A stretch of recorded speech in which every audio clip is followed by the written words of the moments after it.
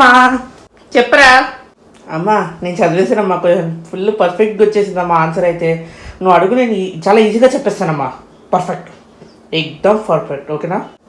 full perfect కదా full పర్ఫెక్టా సరే అంత పర్ఫెక్టా సరే బుక్ ఇటీ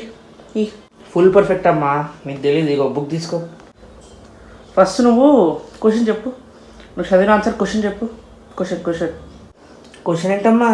ఆన్సర్ కదా నువ్వు అడగాల్సింది క్వశ్చన్ ఏంటి అసలు క్వశ్చన్ చెప్పు ఆన్సర్ నేర్చుకుంటే సరిపోదు క్వశ్చన్ కూడా నువ్వు చెప్పాలి సరేనా చెప్పు క్వశ్చన్ చెప్పు నీకు అది సింపుల్ అమ్మా అది చెప్తున్నా నీకు అది చెప్పు చెప్తున్నాగమ్మా వాట్ ఈస్ థర్మోడైనమిక్స్ అమ్మా ఓకే సరే ఇప్పుడు ఆన్సర్ చెప్పు ఆన్సర్ ఈజీ అమ్మా అసలు ఆన్సర్ ఎంత ఈజీ అంటే క్వశ్చన్ కంటే అంత ఇంకా ఎక్కువ ఈజీ తెలుసా క్వశ్చన్ వాట్ ఈస్ థర్మోడైనమిక్స్ అనమాట అదే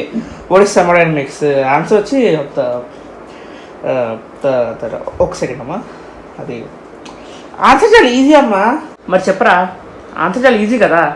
చెప్పేంటి వాట్ ఈస్ థర్మోడైనమిక్స్ చెప్తావు ఆన్సర్ చెప్పు సరే చెప్పిస్తానమ్మా ఆగా చెప్తా వాట్ ఈస్ థర్మోడైనమిక్స్ అంటే థర్మోడైనమిక్స్ ఇస్